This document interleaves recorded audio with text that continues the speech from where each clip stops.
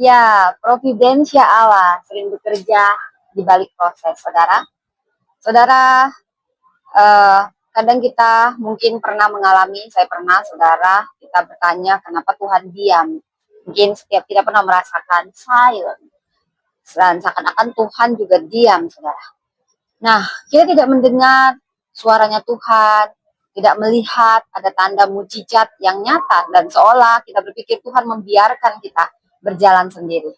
Saudara, dari kisah Ratu Esther, ini akan membuka mata kita karena ini memperlihatkan kebenaran rohani yang mendalam. Ketika Tuhan tampak diam, dia sesungguhnya sedang bekerja di balik layar. Ini yang disebut providensia Allah, penyertaan dan penataan ilahi yang tersembunyi namun sempurna.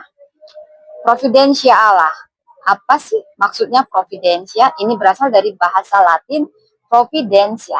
Kata dasar pro sebelum dan videre melihat. Artinya Tuhan yang melihat sebelumnya dan menata segala sesuatu sesuai rencananya. Saudara, secara teologis, providensia Allah berarti tindakan Allah yang memelihara, menuntun, dan mengatur seluruh ciptaan agar mencapai tujuan kekal yang telah dia tetapkan.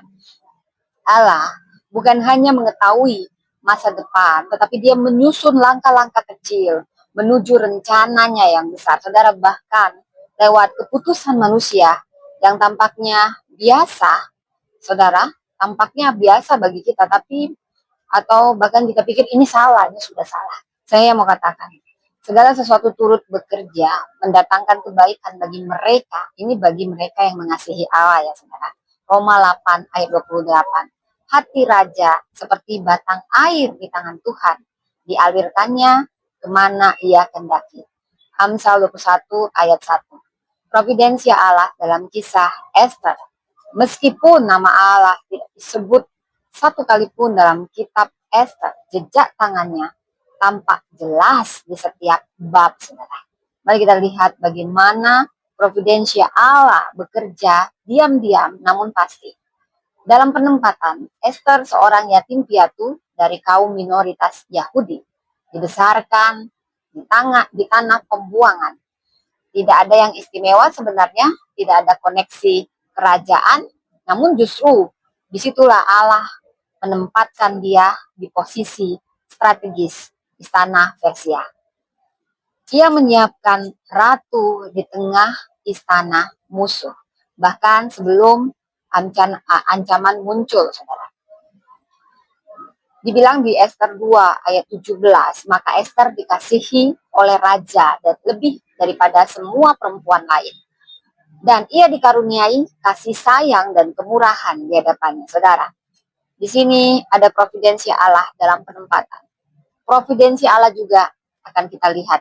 Nah, jadi ingat ya, providensia itu bukan prudensial ya, saudara, agak-agak mirip gitu ya. Pro sebelum, videra melihat, Tuhan yang melihat sebelumnya dan dia menata segala sesuatu sesuai rencananya. Saudara, providensia Allah dalam waktu dan proses ini bisa kita lihat, Haman dia merencanakan genosida.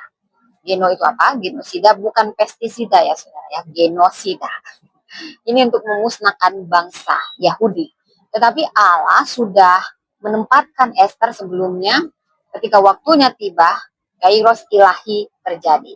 Esther 4 ayat 14. Siapa tahu, mungkin justru untuk saat yang seperti ini engkau beroleh kedudukan sebagai ratu. Esther tidak memahami semua alasan penempatan, tapi dia memilih taat. Dan disitulah providensia Allah menemukan jalannya. Dalam pembalikan ilahi, divine reversal, Haman menyiapkan tiang gantung untuk Mordekai. Tapi bagaimana Allah memutarbalikkan, justru ia digantung di tiang itu. Ini bukan kebetulan, saudara. Ini tanda tangan Allah yang tersembunyi. Jadi Esther 7 ayat 10, maka Haman digantung pada tiang yang didirikannya untuk Mordekai. Ketika manusia menyiapkan perangkat, Allah menyiapkan pembalikan. Dan kita bisa lihat juga providensia Allah ketika menolong jemaat untuk memahami bagaimana kisah Yusuf, saudara. di Kejadian 37 ayat 50, saudara. Yusuf dijual, difitnah, dipenjara, tapi akhirnya menjadi penguasa di Mesir. Ia berkata, memang kamu telah mereka-rekakan yang jahat terhadap aku, tetapi Allah telah mereka-rekannya untuk kebaikan. Saudara, ini bisa kita baca di Kejadian 50 ayat 20. Sama seperti Esther, dari penderitaan menuju strategis demi rencana keselamatan umat Allah. Seorang perempuan Moab yang kehilangan suami, kisah Rut, ya saudara. Tapi lewat ketaatan kecil, ya, Allah menuntunnya ke Boas, dan dari keturunan mereka lahirlah Daud hingga Kristus. Sama seperti Esther, Allah bekerja lewat kesederhanaan, kesetiaan yang sederhana, saudara. Maria, ibu Yesus, dia seorang gadis sederhana dari Nazaret, tapi Tuhan berkata, engkau akan mengandung dan melahirkan seorang anak laki-laki. Nah, sama seperti Esther, Maria berkata ya kepada panggilan Tuhan, dan sejarah pun berubah. Providensia Allah adalah jalinan benang halus yang tampak acak bagi manusia, tapi ini membentuk karya agung di tangan Tuhan. Saudara, mungkin hari ini Anda merasa hidup Anda seperti potongan cerita tanpa arah, pembuangan, kehilangan, ketidakpastian. Tapi percayalah, tidak ada bab yang sia-sia. Tuhan sedang menjahit setiap bagian hidupmu menjadi kisah keselamatan yang indah. Ketika kita tidak mengerti jalan Tuhan, percayalah pada hati Tuhan.